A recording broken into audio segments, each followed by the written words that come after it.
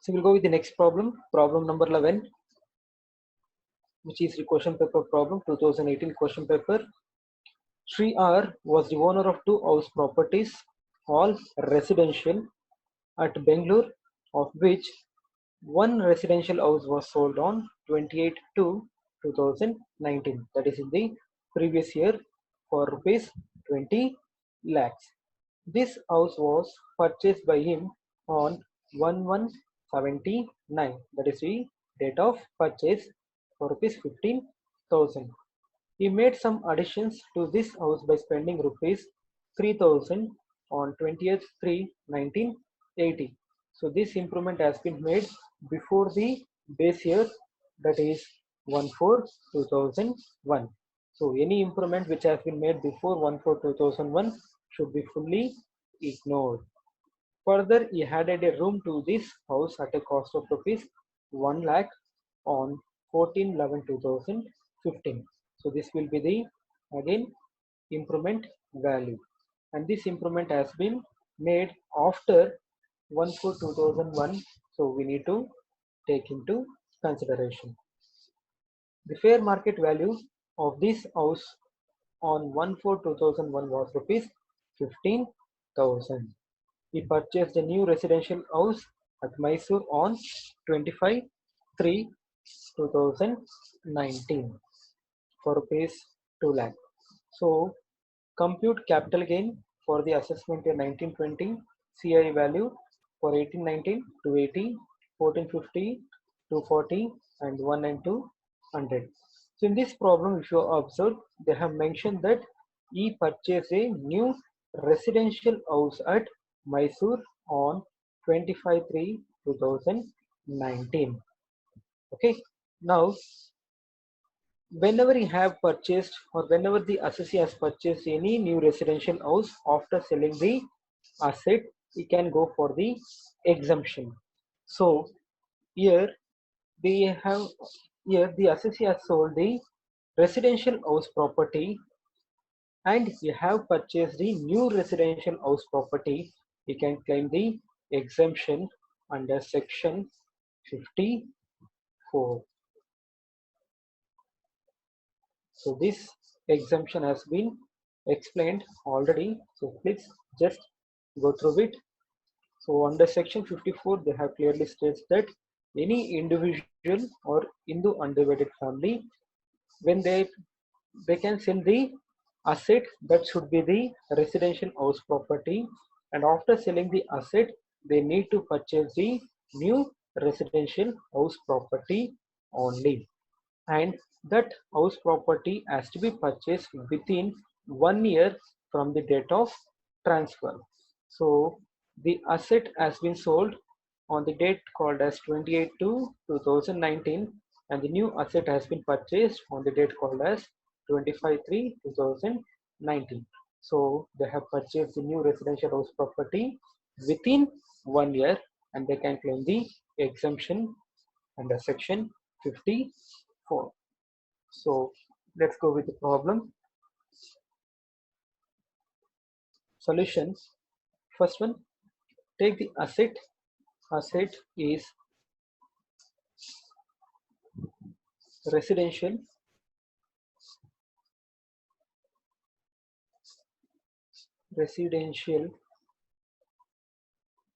house property.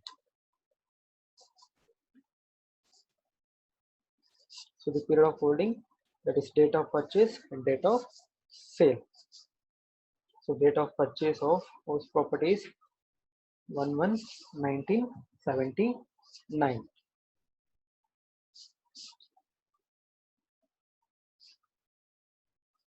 To date of sale, that is 28/2/2019 to 2019. So check the type of capital asset. See the chart. So any immovable property, either it may be land or building or any house property, if it is used for more than 2 years, it will be the long-term capital asset. If it is used for less than 2 years, it will be called a short-term capital asset. And if any asset which has been used for personal purpose will not be considered as an capital asset. So be careful that we need to check whether the asset has been used for personal purpose. So such asset will not be a capital asset as per the section 2 of 14. So asset is long-term capital asset. Now calculate the income from capital gain. So first take the value gross sale consideration. So gross sale consideration is rupees 20 lakh. So take the value 20 lakh. From that minus any realization expenses. There is no any realization expenses. So it will be taken as nil. So the balance amount 20 lakh will be the net sale consideration. Now from that minus the index cost of acquisition and index cost of improvement. So the formula cost of acquisition divided by CII of purchase year into CII of transfer year.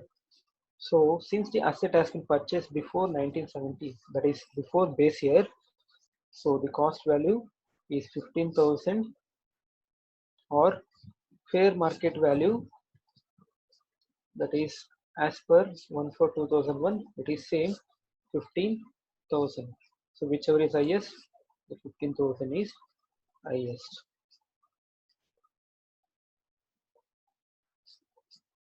15,000 will be the cost of acquisition divided by CII of purchase year. Since the purchase year is 1979, before 1/4/2001, so 100 will be the CII of the purchase year, and CII of conversion year. So the asset has been sold or transferred on the date called as 28/2/2019, that is previous year 18 and 19. So CI value is 280 rupees. So value will be 42,000. Next, calculate index cost of improvement.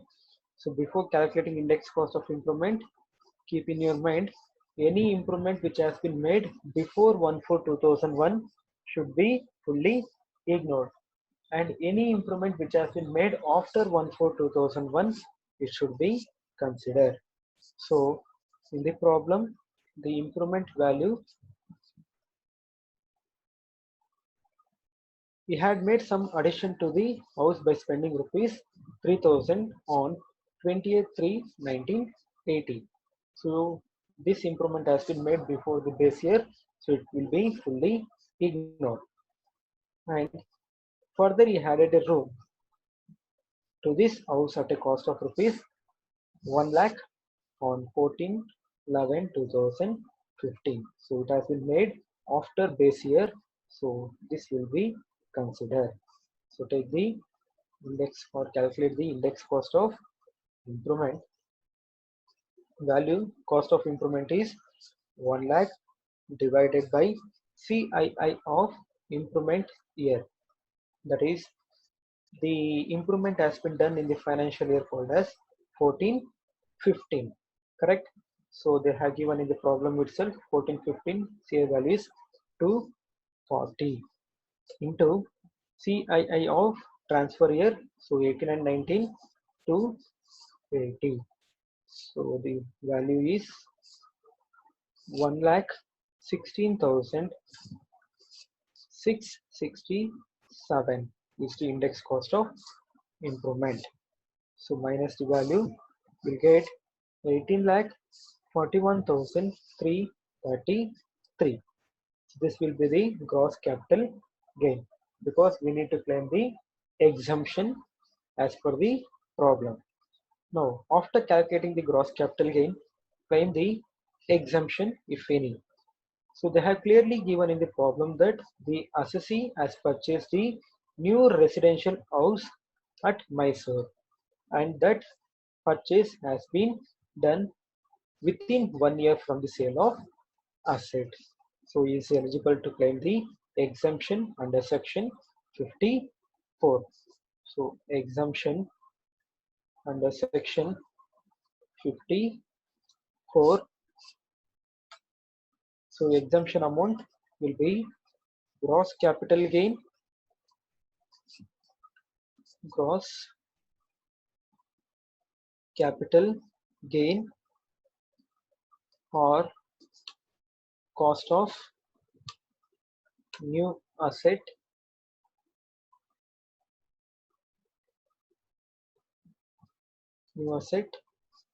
plus amount deposited in capital gain account scheme, whichever is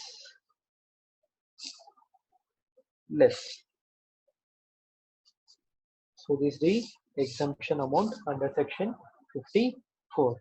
So the gross capital gain is 18,41,333 or cost of new asset which has been given in the problem, that is rupees 2 lakhs. 2 lakhs plus any amount which has been deposited in the capital gain account scheme. So in the problem they are not given information regarding the capital gain account scheme. It will be taken as nil. So whichever is less. So the lesser value is rupees 2 lakhs. So that is the exemption amount under section 54. So the balance amount will be 16 lakh 41,333 will be the taxable long-term capital gain.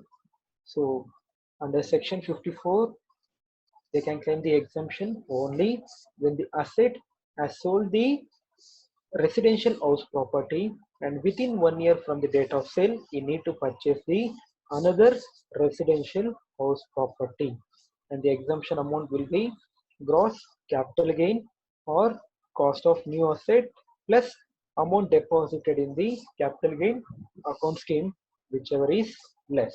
So the lesser value is 2 lakh. So after minusing the exemption amount, we'll get the balance called as 16 lakhs 41,333, and that will be called as taxable long-term capital gain.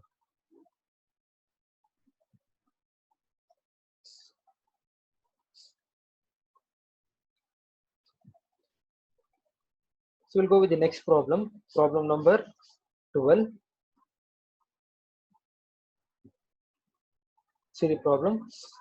Agriculture land purchased by Mr. X, resident in 2004-5 for rupees 90,000, sold for rupees 15 lakhs on 1/6/2018, that is in the previous year. The assessee purchased another piece of agriculture land on 1/9/2018 for rupees 98,000 and deposit rupees 60,000 on 1/7/2018 in capital gain account scheme 1988. Find out the capital gain chargeable to tax for the assessment year 1920. The CII in 4/5 was 113 and in 1819 to 18. So if you observe in this problem, the assessee has sold the agriculture land for rupees 15 lakhs in the previous year, and after selling the agriculture land, he has been purchased the new agriculture land in the date or on the date called as 1/9/2018 for rupees 98,000. So he can claim the exemption under section 54B. 54B. So as per section 54B, when the assessee is going to sell the agriculture land which is situated in the urban area only, means if any agriculture land which has been situated in the urban area, if he sold that and after selling the agriculture land. If you purchase any new agriculture land, you can claim the exemption under section 54B. But in case if any assessee has sold the agriculture land which is situated in the rural area, then such asset will not be treated as capital asset. So it has been clearly mentioned in the section 2 of 14 of the meaning of capital asset. So if you want to claim the exemption under section 54B, then the assessee has to sell the agriculture land only which is situated in the urban area, and you need to purchase the new agriculture land within 1 year from the date of transfer. Either it may be in the rural area or it may be in the urban area, and it has to be used only for the agricultural purpose only. So this is the exemption under section or the conditions under section 54B. So let's solve the solution. Assessee Mr. X, status resident, previous year 1819, assessment year 1920. Calculation of taxable income from capital gains. Asset is agricultural land.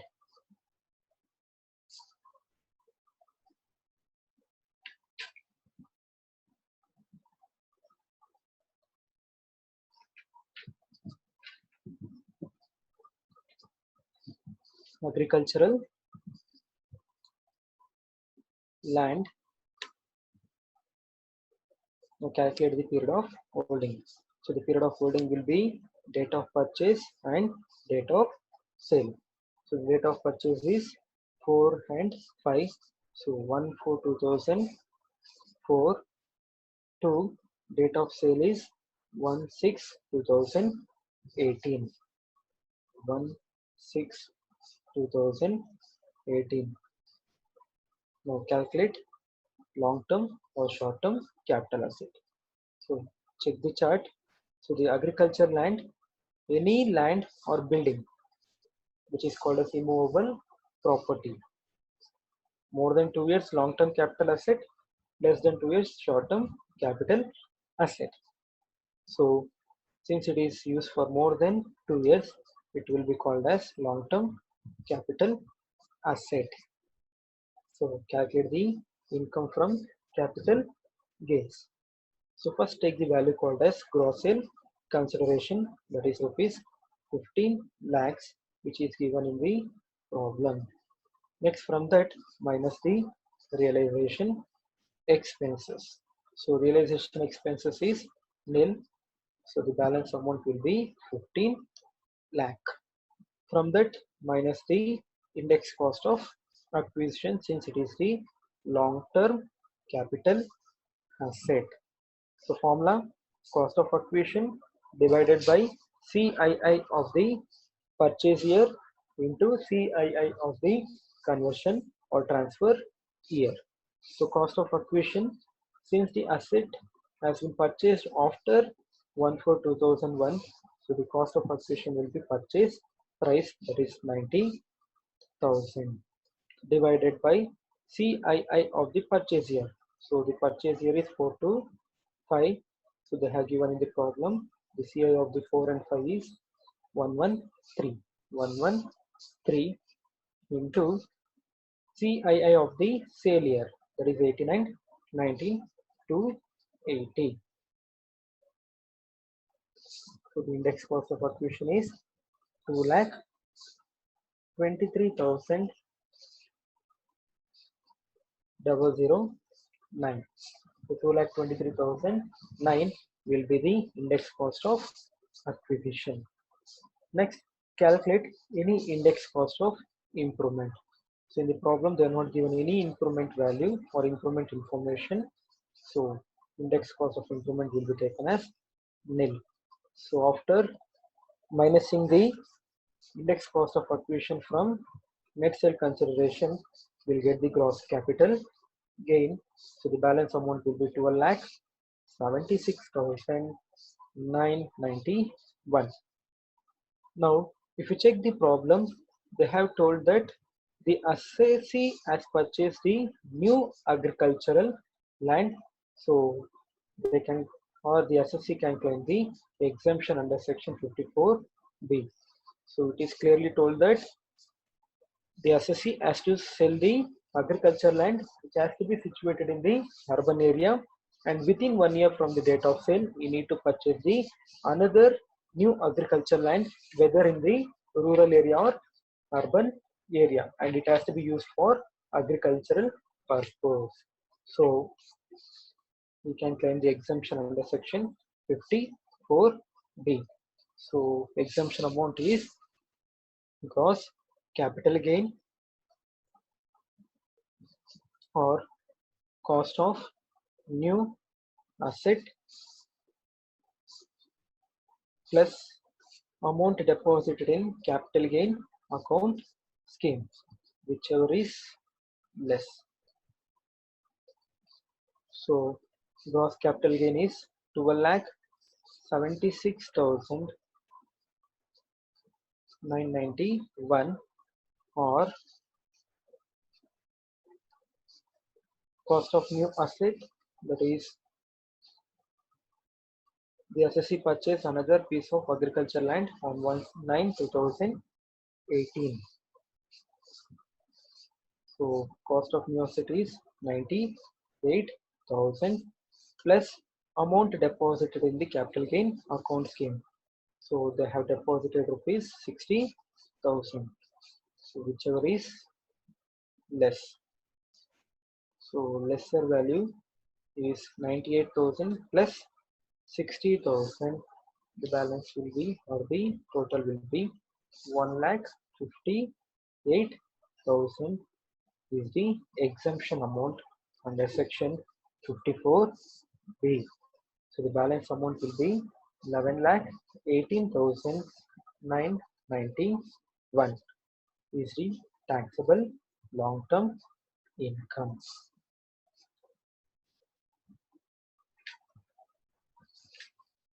So let's go for the next problem. Problem number 13. Mr. Manik purchased a plot in 2004-5 for rupees 2 lakh. It was sold on 15/1/2019 for rupees 20 lakhs, and he paid rupees 3 lakh as brokerage expenses. He invested rupees 1 lakh in National Highway Authority of India bonds and rupees 2 lakh 10,000 in the bonds issued by the Rural Development Bonds. Compute is taxable capital gain if CII for 2004 and 5 is 113, and for 2018 and 19 is 280. So in this problem, if you observe that the assessee has purchased the plot and he has been sold the plot, and again he has invested the amount in the bonds called as NHAI, that is National Highway Authority of Indian bonds, and bonds issued by the Rural Development Bonds. So in such a case, he can claim the exemptions under section 54 EC. So the section 54 EC, they have clearly told that the assessee can sell any long-term capital asset, and after selling the asset, you need to invest the amount in the NHAI bonds or rural electrification certification bonds within 6 months from the date of transfer. So in this problem, the assessee has invested the amount in the National Highway Authority of India and rural electrification bonds. So you can claim the exemption under section 54 EC. So let's solve the solution. Assessee Mr. Manik, previous year assessment year. First take the asset, that is plot. So the period of holding is date of purchase. So the date of purchase is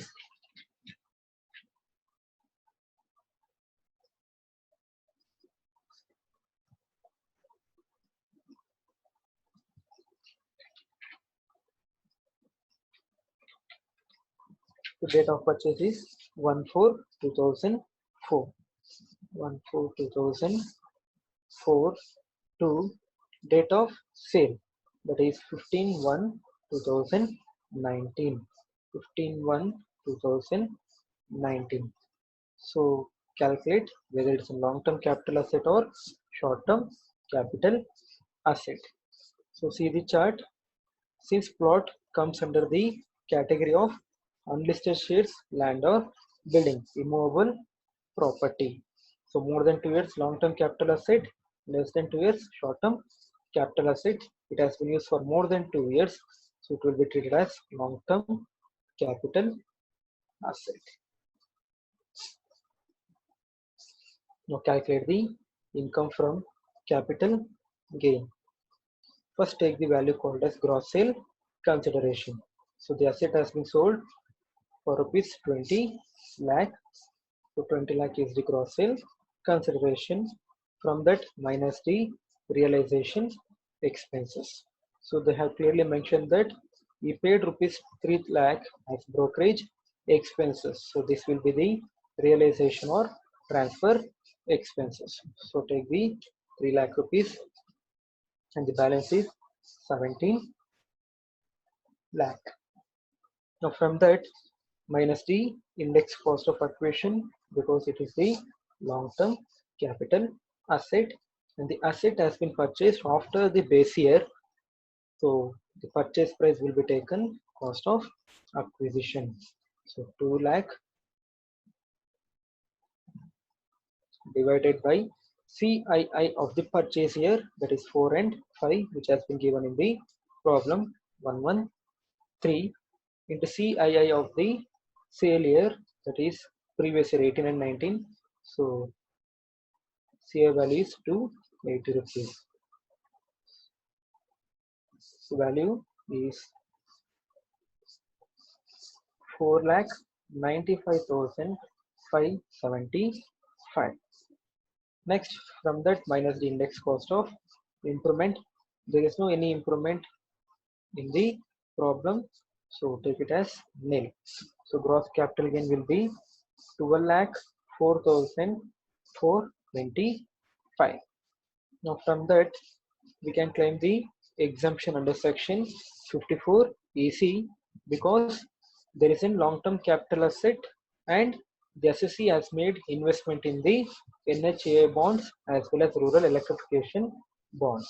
So take the value, that is NHAI bonds,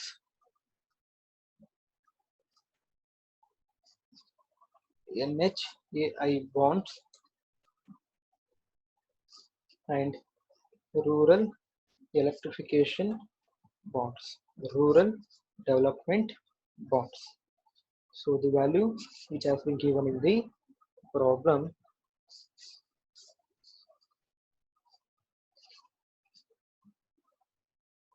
so he has been invested in NHAI bonds 1 lakh rupees and rural development bonds 2,10,000. So take the value 1 lakh rupees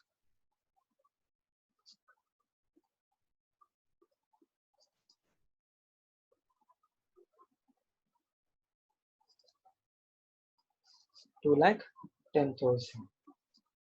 So now minus the value and we will get the balance amount, that is